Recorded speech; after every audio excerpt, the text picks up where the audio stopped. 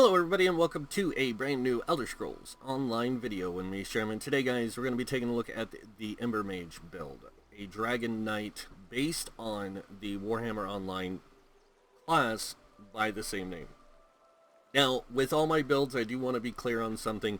These are just templates. They are not set in stone guides you have to follow.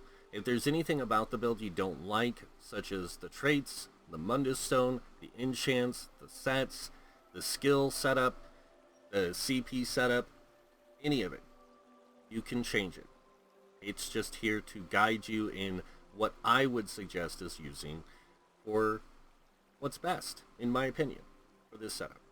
So, let's go ahead and get started by taking a look at this. So we are it is the Ember Mage Dragonknight, Breton, of course, because that does give you a little bit more recovery rate. You're gonna get a lot of spell damage, over 4k when it's fully buffed. It's really ridiculous. So 64 points into Magicka. This gives us a 35k max Magicka, 19k max health, 17k max stamina. We do have a 1092 mag recovery with a 355 health recovery, and then a 568 stam recovery. Now I know the health and stamina seem low in the recovery pools. If you want to do something about adjusting those, you can use tri-stat pots instead of the spell power pots or whatever that you're using. It's really up to you.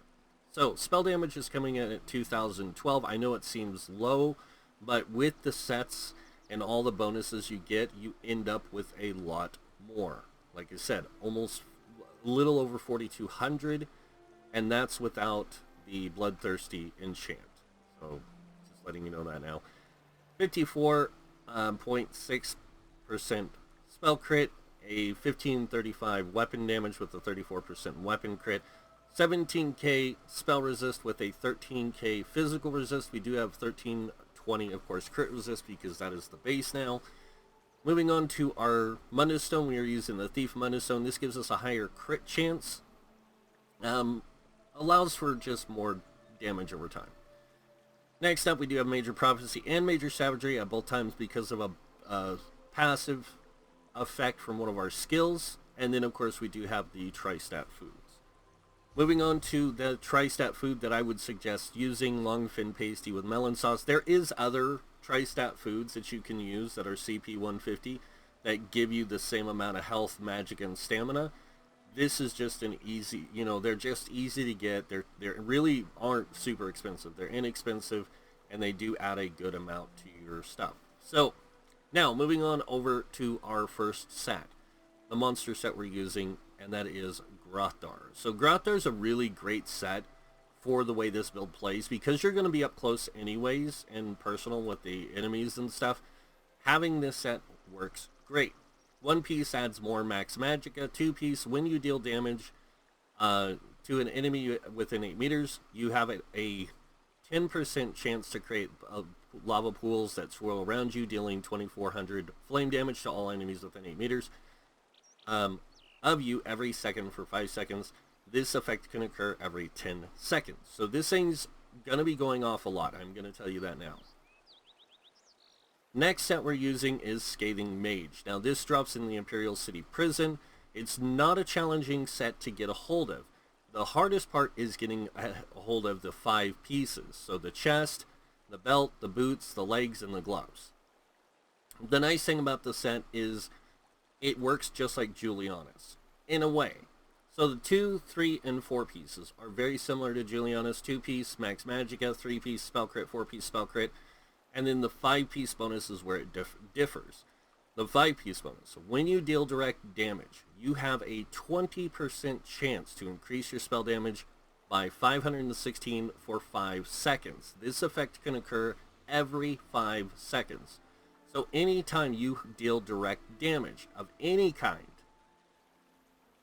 you have this chance to apply or to gain the spell damage. Pretty much it's up all the time. The next set and final set that we're using is Burning Spell Weave. Now this is not a too hard one to get. This is an Elden Hollow 2, I believe, or 1. I think it's 1. But it's not, again, a hard set to get. You're going to want to get the jewelry and the weapons from this. So the 2-piece max magicka, 3-piece spell damage, 4-piece spell crit, and then the 5-piece. When you deal direct or deal damage with a flame damage ability, you apply the burning status effect to the enemy, and it increases your spell damage by 490 for 8 seconds. Now, between these two sets, that's another 1,006 weapon or spell damage. That's just 1,006. That's not even being amplified by the extra that you're going to get from the major sorcery, I think it is, or whatever it is, the thing that boosts your spell damage. So now we're going to go over traits and enchants, starting with the monster, or with the helm, chest, and legs. So the traits we're going to use here are Reinforced and Invigorating. And I go with Invigorating on the body and the legs, because this way you can have the heavy helm in Grothar Reinforced. That's going to give you the highest of resistance out of the 3 pieces. If you were to make this Reinforced, it's like 1400, where this is 2813, so this does end up being better. And then with these 2 recovery things, the Invigorating, you do get that magicka, health, and stam recovery, which to some might seem low, but if I didn't have the Invigorating, I'd actually be below 900, or at 900 and something, at low 900s magic recovery. Alright, now moving on to the enchants on those pieces. We are running tri-stat enchants, of course. This is going to maximize our health, magicka, stamina pools. This helps out a lot, even though a lot of people won't say otherwise. It does help out a lot because you do a lot of blocking, dodge rolling, sprinting, things like that. So having that higher stamina pool does help out a lot more than people think. On the smaller pieces, we're going to be running 4 divines on the small pieces of the traits, and then in the enchants, we're going to run max magicka. This is going to maximize our magicka pools. Onto the jewelry. The 2 rings are running Tri-Rune. These give you the extra max magicka, health, and stamina again. Just a good overall boost to the tri-stats you already have. And then we're running 2 spell damage. This is going to increase your spell damage and help you do a lot more damage. Next, we're running a Bloodthirsty necklace with a mag recovery. Now, the Bloodthirsty is a really good one. It increases your weapon and spell damage against enemies under 90% health by 350. And then the mag recovery, of course, does allow for that greater magic recovery. You got to remember, DKs don't have a lot of recovery passives, so they get a lot of recovery things through their passives, but it's not like they get, like an extra 10% or 5%, mag recovery, like some other classes do. So, moving on to the weapons, we are running 2 Burning Spellweave Inferno Staffs, both fire staffs, and one is a Nerdhone. This is going to maximize your spell damage. If you don't have Nerdhone, Sharpen is going to be the next one I would suggest, or Decisive. The reason I say Decisive is because Decisive will make your fire enchant proc burning status effect more often. Not like you need it, trust me. But it does help. That fire damage is going to apply every 5 seconds. So you are going to get that 3,446 extra damage every 5 seconds, which is nice. Onto the back bar, we have another burning, of course, fire staff, like I said, infused with a weapon spell damage enchant. That's another 452 weapon and spell damage. When you add that with the Burning Spellweave and Scathing Mage, that's over, what is it? It's 1,457, 58 points. So that's quite a bit when you look at that. It's 3,400 and something, and then you add in the percentage increase, and that's over 4,000. Then you add the 350 from here, and you actually get closer to 5,000 spell damage. It's really ridiculous. But that's pretty much the setup for gear, traits, and enchants. Now moving on to skills. Now with skills, I'm just going to go over the active ones I have on my bar. These are suggested for running any content, pretty much. So starting with the first skill we have on our front bar, we have Flame Reach. Now this deals damage up front. It does deal damage over time. Really good damage over time. It deals for 10 seconds. Next we have Burning Embers.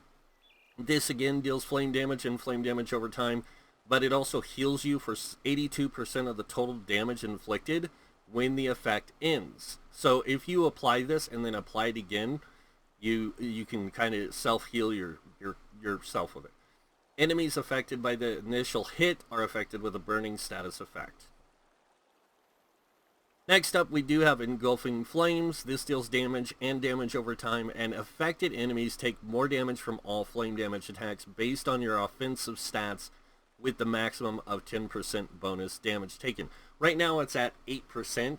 When you have all your bonus stats buffed up, it actually goes over 10%. It goes to 10% and stays all the time. Really nice.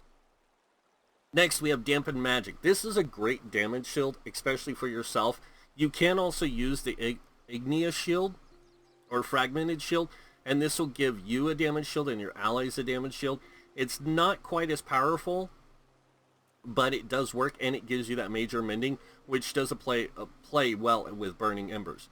I just like to use the Dampen Magic because of the way it works. It's a large shield, 11k damage shield, and it's capped at 60% of your max health. And each piece of the light armor worn increases it by another 6%. So that's why we end up with that 11k, almost 12k shield when we have 19k health. Next, we have Flames of Oblivion. Now, this deals damage to 2 enemies every 5 seconds, and while slotted, you gain the Major Prophecy and Major Savagery, and it does scale off your highest stats, so max spell damage and max magicka. Really nice.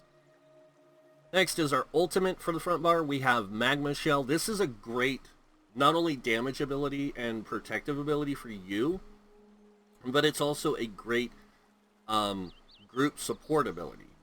So this one, you ignite the molten lava in your veins, limiting the incoming damage you take by 3% of your max health, and dealing flame damage to nearby enemies each second for 12 seconds. When activated, nearby allies gain a damage shield for 116% of their max health for 10 seconds.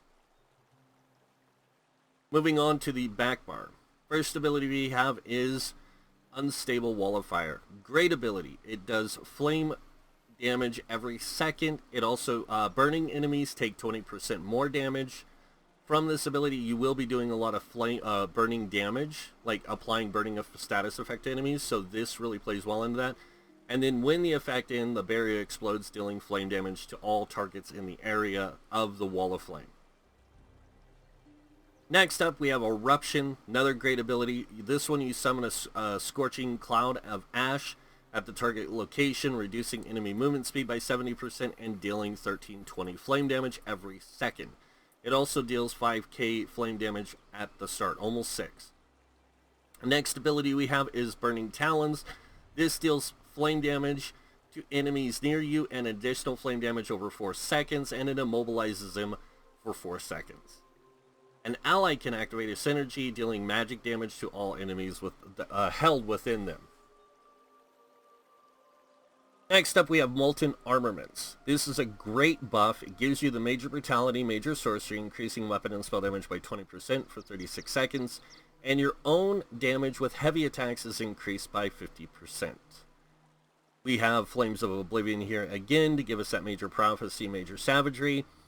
So if we need to keep this up, we can activate it on either bar, but I like to activate on the front bar or the back bar and the Molten Armaments also, but I keep this active up as much as I can.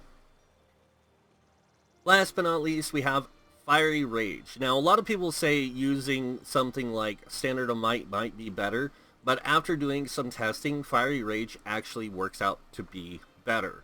Now, this one creates a storm at the location where you want it, and it builds for 2 seconds and then lays waste to enemies, dealing 8,400 damage every second for 7 seconds. When you have this, all your spell damage buffed up, this thing deals 10k damage every second for 7 seconds. So it's really crazy and powerful. Alright, now that I've gone over the skills you have on the bar, let's talk about skills you have unlocked. So, with any of my builds, I suggest you unlock every class ability, ultimate and passive. This way you get access to a lot more skills and tools to use. With Draconic, you can get 2 fire damage abilities, and also on the Earth and Heart you get the, of course, Eruption, but you have things like Shattering Rocks and Obsidian Shards. These are different skills that you can use to kind of help with like healing or damage or other things such as that. When it comes to your weapon skills, also unlock the ultimate active abilities and passives. This way you have access to more skills and tools later in the game or whenever you might need them. When it comes to armor passives, light armor, you're going to want to unlock all of them. This is going to give you Prodigy. It's going to give you the concentration, which requires you to have 5 or more pieces of light armor equipped to gain their benefits. It's excellent. You have those. Medium armor, top 2, bottom 1.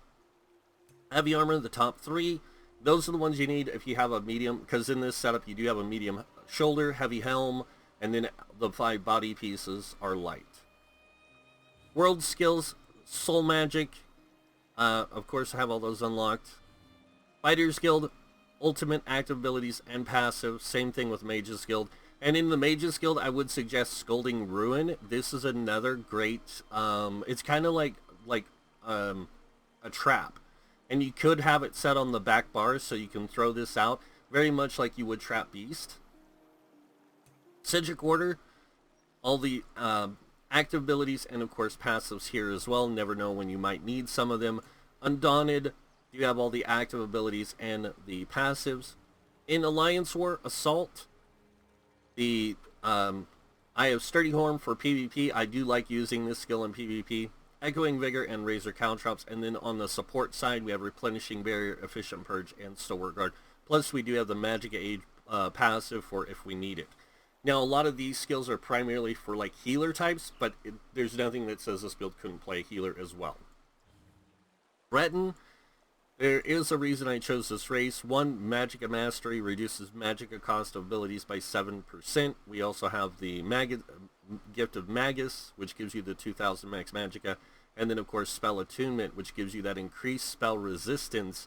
And then when you're afflicted by Burning, Chilled, or Concussed, it doubles. So you actually end up with a really high mag resistance without the need for any buffs. The increased max Magicka recovery is also nice of 100. And then in crafting, Alchemy, Medicinal Use, Provisioning, Gourmand, and Connoisseur. All very good passives and active abilities. So now we're going to go ahead and talk a little bit about champion points and how I have them set up. Now I do use a universal setup here, so you do not have to use this. There's a lot of guides out there that explain where you can place champion points for different things, such as trials, PvP, PvE, whatever you might be doing. So, starting with the first tree, we have 56 in Ironclad. This reduces damage taken from direct damage attacks by 20%. Moving on to the middle tree here, we have 31 into Thickskin. This reduces damage taken from damage over time effects by 13%. 38 in the light armor focus, increasing your physical resistance by 3250 for wearing 5 or more pieces of light armor. 43 in the hardy, reducing physical, poison, disease damage by, reducing by 10%, and 43 in elemental defender, reducing damage taken from flame, frost, shock, or magic damage by 10%. Moving on over here, Bastion, we have 40 points. This increases the effectiveness of your damage shields by 16%, and then we have 19 into quick recovery, increasing healing received by 5%. Moving on to the green tree, we have 40 into Warlord. This reduces break free cost by 16%. We have 16 into Sprinter, reducing sprint cost by 10%, and 16 into Bashing focus, reducing bash cost by 10%. Moving on over here, we have 75 in Arcanus, increasing mag recovery by 14%, and 43 in Tenacity, increasing the return of your fully charged heavy attacks by 10%. I know 10% plus another 30% doesn't seem like much, but it actually plays really well with the way this build works. You do a lot of heavy attacks. Moving on now to the final green tree, we have 40 into Tumbling, reducing dodge roll cost by 16%, and 40 into Shadow Ward, reducing the block cost by 16%. Finally, the blue trees. We have 43 into Blessed. This increases healing done by 10%. We have 56 in Elfborn, increasing critical damage and critical healing by 20%. 56 in Elemental Expert, increasing Flame Frost, Shock, and magic damage by 12%. And then moving on over here, we have 35 in the Staff Expert. This increases the damage of your light and heavy attacks with Destruction and Resto Staffs and Overload from the Sork by 20%. And then, of course, Master at Arms increases damage done with direct damage attacks by 16%. Moving on over here, we have 40 into Thaumaturge. This increases your damage done with damage over time effects by 16%.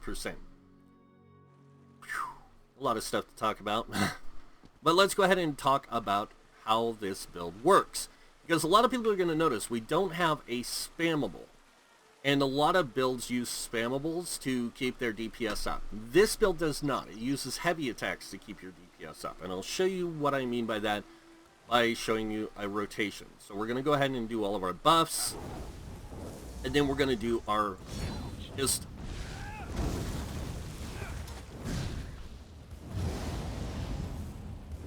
so you can see...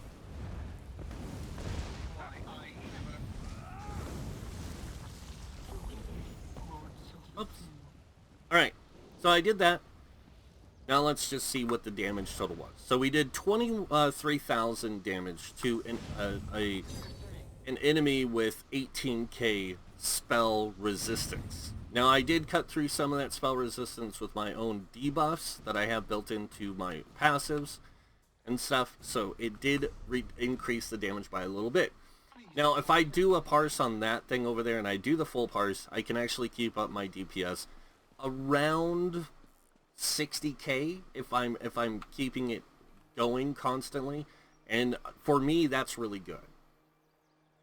So that's that. Now you guys probably want to see how does the build work in a, you know, overall game experience. So the first thing you need to know is not all, and I want to reprise this. Not all enemies in the PvE experience have 18k resistance. Only the ones in dungeons and trials.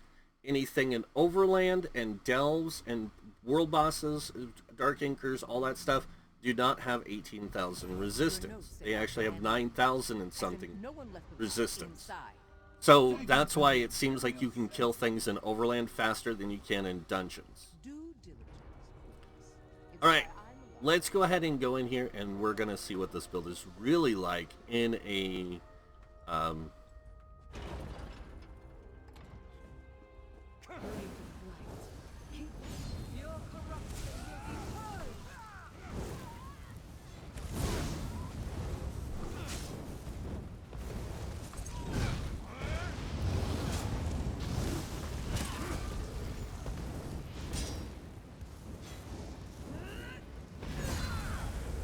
There you go.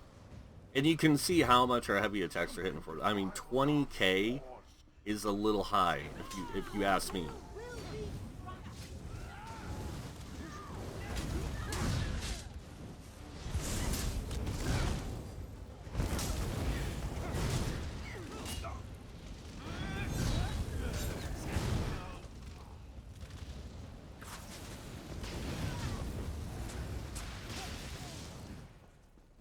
Alright. Now we're going to go in, we're going to fight the big boss. And this is where things are going to get a little hectic. I'll probably die pretty quick because I don't have a lot of survivability against poison damage. But it doesn't mean I can't just dish out as much as I can while I can. And remember what I said, blocking and dodge rolling. You want those high stamina pools for that. And as you saw there, I didn't even use like a quarter of mine to dodge roll and block that damage that I was standing in. So I did die, but that's gonna happen. I mean, we're not really a tank here. We're more of a damage dealer. So And we don't have a lot of things to make us really solo friendly right now set up on our skills that would make it a lot easier, like a self-heal and all that kind of stuff. But that's pretty much the build. I know a lot of people are going to say, yeah, that's really cool, but, you know, there's other things that are better. And there probably is. But I really like this setup for how it works. It's very powerful. It clears things fast. And let me tell you, for doing public dungeons and farming for gold, this thing's a beast. So, but that's pretty much it for the build, guys. I hope you guys liked it. If you did, you guys know what's coming next. Go ahead and hit that like button. If you guys want to see more videos by me, you can subscribe.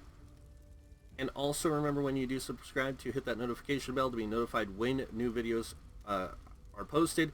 And it not only helps me, it helps you as well. It's kind of a vice versa thing there. Other than that, I want to thank you all for watching. Until the next time, have a wonderful day. And this guy might see you in game. Bye.